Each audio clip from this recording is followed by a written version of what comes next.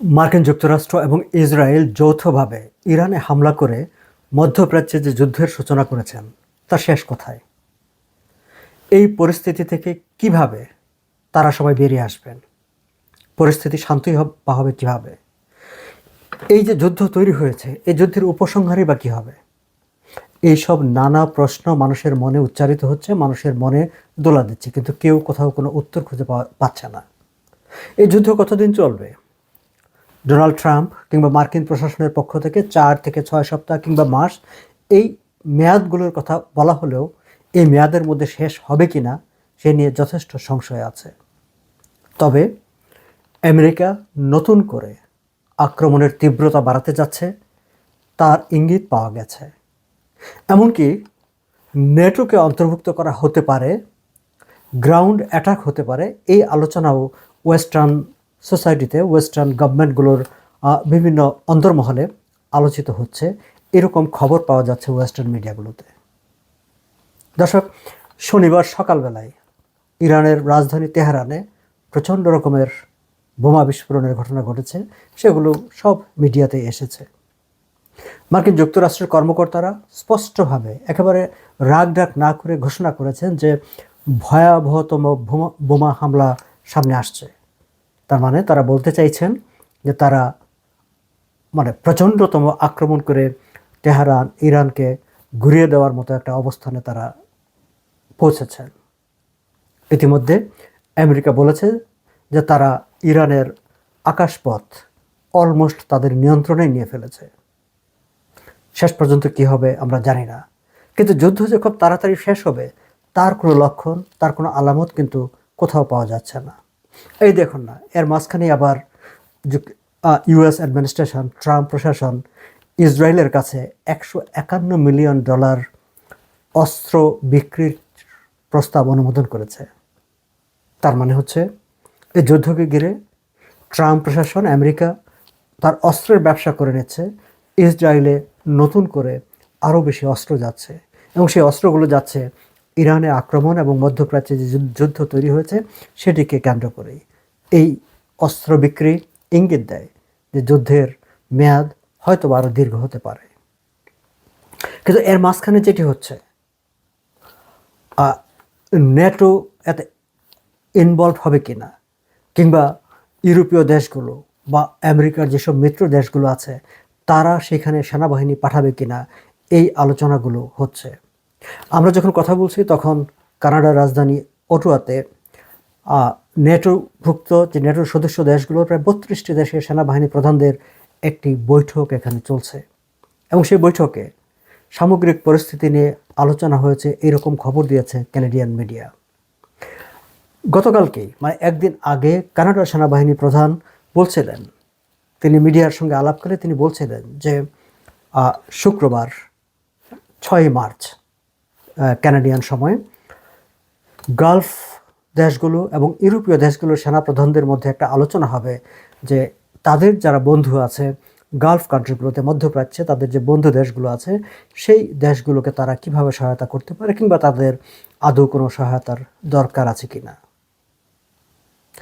আজকেও কানাডার globe and মেইলে একটি রিপোর্ট বেরিয়েছে, এবং সেই রিপোর্টে বলা হয়েছে যে নেটোর যিনি চিফ অফ ডিফেন্স তিনি সাংবাদিকদের সঙ্গে কথা বলেছেন, এবং তিনি বলেছেন যে 32টি নেটোভুক্ত 32টি দেশের চিফ অফ ডিফেন্স তারা মিডল ইস্টের যে পরিস্থিতি সেই পরিস্থিতি নিয়ে আলাপ আলোচনা করেছেন, এবং তারা নেটোর ভূমিকা, নেটো এখতিয়ার, সেই সব বিষয় নিয়েও আলোচনা করেছেন। গত কয়েকদিন ধরেই আরেকটি বিষয় আলোচিত হচ্ছিল, সেটি হচ্ছে যে আপনারা জানেন ইরানের একটি ব্যালিস্টিক মিসাইল সেটি তুরস্ক থেকে পড়েছিল। তুরস্ক সেটি আগেই ফিরিয়ে দিয়েছে, কিন্তু সেইটি নিয়ে তুমুল আলোচনা হয়েছিল যে ইরান তাহলে তুরস্ককে কেন আক্রমণ করলো, এবং তুরস্ক যেহেতু নেটোভুক্ত দেশ, ফলে নেটোর যে আর্টিকেল 5 যেখানে বলা হয়েছে নেটোভুক্ত কোনো একটি দেশ যদি আক্রান্ত হয় তাহলে সদস্য বাকি সব দেশগুলো মনে করবে যে তারাই আক্রান্ত হয়েছে, এবং সবাই সম্মিলিতভাবে সেই প্রতিরোধে দাঁড়িয়ে যাবে বা তার পাশে দাঁড়াবে। ফলে নেটো 5টাকে কার্যকর করা যায় কিনা, সেইটি ধরে নেটো বাহিনী সেখানে যেতে পারে কিনা, সেই বিষয়গুলো নিয়ে নেটো সদস্য দেশগুলোর মধ্যে আলাপ আলোচনা হচ্ছে, সেরকম ইঙ্গিত পশ্চিমা মিডিয়াগুলো থেকে পাওয়া যাচ্ছে। এবং একই সঙ্গে কানাডিয়ান চিফ অফ ডিফেন্স তিনি যে কথাটি বলেছেন যে গালফ দেশগুলো আমাদের বন্ধু, আমাদের মিত্র, তারা সেখানে আক্রান্ত হয়েছে, তাদের হয়তো বা সহযোগিতা দরকার, এবং সেই সহযোগিতা যদি লাগে তাহলে আমরা কিভাবে তাদেরকে সহযোগিতা করতে পারি সেই বিষয়গুলো নিয়ে তারা কথাবার্তা বলছেন। জাপানে বর্তমানে অবস্থান করছেন কানাডার প্রধানমন্ত্রী মার্ক কার্নি। সেখানে সাংবাদিকরা তাকেও প্রশ্ন করেছিলেন এই বিষয়টি নিয়ে। তিনি বলেছেন যে শেষ পর্যন্ত সেনাবাহিনী সিদ্ধান্ত নেবে না, রাজনৈতিক সরকারই সিদ্ধান্ত নেবে নেটো সেখানে ভূমিকা রাখবে কিনা বা আমরা সেখানে কোনো সেনাবাহিনী পাঠাবো কিনা।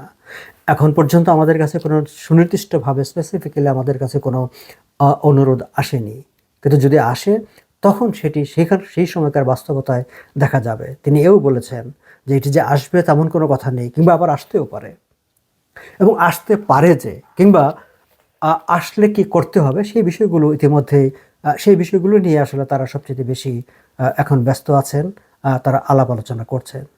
এর মাঝখানে ওয়াশিংটন পোস্টের একটি রিপোর্টও আমাদের নজরে এসেছে। সেখানে বলা হয়েছে যে মার্কিন যুক্তরাষ্ট্র তাদের যে 82nd এয়ারবোর্ন ডিভিশন, যেটিকে বলা হয়ে থাকে যে গ্রাউন্ড কম্ব্যাটে তারা হচ্ছে অত্যন্ত পারদর্শী, স্থলপথে যুদ্ধের জন্য স্পেশালাইজড এই বাহিনীটি, সেই বাহিনীটির একটি জরুরি ট্রেনিং ছিল এই সপ্তাহে। তারা সেই ট্রেনিংটিকে বাতিল করে দিয়ে স্ট্যান্ড বাই রেখে দিয়েছে 4 থেকে 5 হাজার গ্রাউন্ড ফোর্স, যারা মানে যে কোনো প্রতিকূল অবস্থায় স্থলপথে যুদ্ধ করতে অভ্যস্ত এবং পারদর্শী এই 4 থেকে 5 হাজার সৈন্যকে স্ট্যান্ড বাই রেখে দেওয়া হয়েছে, যারা নাকি ওয়াশিংটনের পোস্টের ভাষ্য অনুসারে 18 ঘন্টার নোটিশে যে কোনো যুদ্ধে ঝাঁপিয়ে পড়তে পারে। ধারণা করা হচ্ছে, আলোচনা আছে যে মার্কিন প্রশাসন হয়তোবা এই সৈন্যদেরকে মধ্যপ্রাচ্যে পাঠিয়ে দেবে। সেখানে এখন তাদের বিষয়টি হচ্ছে যে এই গ্রাউন্ড ফোর্স সরাসরি হয়তো তারা ইরানে যাবে না, কিন্তু তারা মিডল ইস্টার্ন যে দেশগুলো ইরান আক্রমণ করেছে সেইখানে তারা ইরানকে ঠেকিয়ে দেওয়ার জন্য সেইখানে তাদেরকে মোতায়েন করা হতে পারে। এর মাঝখানে আবার সৌদি আরবের যে ডিফেন্স মিনিস্টার, তিনি প্রতিরক্ষা মন্ত্রী পাকিস্তানের সেনাবাহিনী প্রধানের সঙ্গে বৈঠক করেছেন, এবং সেই বৈঠকে তাদের মধ্যে যে একটি জয়েন্ট স্ট্র্যাটেজিক ডিফেন্স অ্যাগ্রিমেন্ট আছে, সেই অ্যাগ্রিমেন্টের আওতায় ইরান যে সৌদি আরবে হামলা করছে, সেই হামলা থেকে সৌদি আরবকে রক্ষা করার জন্য পাকিস্তান কিভাবে সহায়তা করতে পারে সেই বিষয়গুলো নিয়ে আলোচনা হয়েছে বলে সৌদি আরবের যে সরকারি মিডিয়া, সেই মিডিয়ায় খবর বেরিয়েছে। পাকিস্তানের প্রতিবেশী ইরান, এখন ইরান সৌদি আরবের পক্ষে, পাকিস্তান সৌদি আরবের পক্ষে যেহেতু তাদের অ্যাগ্রিমেন্ট আছে যে সৌদি আরব আক্রান্ত হলে পাকিস্তান তার পাশে দাঁড়াবে, এখন সেই পাশে দাঁড়ানোর বিষয় নিয়ে সেখানে তারা কথাবার্তা বলেছেন। এখন যেই বিষয়টি আলোচনায় হচ্ছে সেটি হচ্ছে যে এই গ্রাউন্ড ফোর্স যদি শেষ পর্যন্ত সেখানে মুভ করা হয়, তাহলে তাদের হয়তো নজর থাকবে ইরানের যে খার্গ আইল্যান্ড বলে একটা জায়গা আছে, যেখানে আসলে ইরানের তেল কোম্পানিগুলোর ম্যাক্সিমাম ইনফ্রাস্ট্রাকচারের নিয়ন্ত্রণটি হচ্ছে সেখানে, সেটি কিভাবে দখল নিয়ে ফেলা যায় বা সেটি দখল করা যায় কিনা সেই বিষয়গুলো তারা মাথায় রাখছেন। মাথায় রেখেই গ্রাউন্ড ফোর্স সেখানে মুভ করার বা মিডল ইস্টে মুভ করার আলাপ আলোচনাটি চলছে। এবং এই ফোর্স সেখানে মুভ করার কথা হচ্ছে ইরানকে আক্রমণ করার জন্য নয়, মিডল ইস্টার্ন দেশগুলো যারা ইরান কর্তৃক আক্রান্ত হয়েছে সেখানে তাদেরকে রক্ষা করার জন্য, ইরানের মোকাবেলা করার জন্যই এই মিডল ফোর্স মানে গ্রাউন্ড ফোর্স সেখানে মোতায়েনের আলাপ আলোচনা হচ্ছে। সেখানে ওয়েস্টার্ন অ্যালাইজ যারা আছে, এমনকি নেটোকেও সেখানে কিভাবে ইনভলভ করা যায় সেই বিষয়গুলো নিয়ে আলাপ আলোচনা চলছে। আর আমেরিকা তো ঘোষণায় দিয়ে রেখেছে ইতিহাসের ভয়াবহ রকম বোমা হামলার প্রস্তুতি তারা নিচ্ছে, এবং সেটি খুব শিগগিরই নাকি হবে। এখন এই যে পরিস্থিতি, এই পরিস্থিতি থেকে পরিত্রাণের উপায় কি? ডোনাল্ড ট্রাম্প ঘোষণা দিয়েছেন যে ইরান যদি নিঃশর্তভাবে আত্মসমর্পণ করে তাহলেই কেবলমাত্র এর সমাধান হতে পারে, এর বাইরে আর কোনো সমাধান নেই। আবার ইরান ঘোষণা দিয়ে রেখেছে যে কোনো দেশ, সে যে দেশই হোক না কেন, যদি ইসরায়েল যুক্তরাষ্ট্রের যে যৌথ বাহিনী তাদের পক্ষে দাঁড়ায়, তাহলে তারা ইরানের টার্গেট হবে নিশ্চিতভাবে। ফলে দেখা যাচ্ছে দুই পক্ষের অবস্থানই মারমুখী, দুই পক্ষে একটি অ্যাগ্রেসিভ অবস্থানের মধ্যে আছেন। এই অ্যাগ্রেসিভ অবস্থানের শেষ পর্যন্ত পুরো বিশ্বকে, আমাদেরকে কোন দিকে নিয়ে যাবে, অর্থনীতিকে কোন দিকে নিয়ে যাবে, সেটি হচ্ছে এখন দুশ্চিন্তার বিষয়।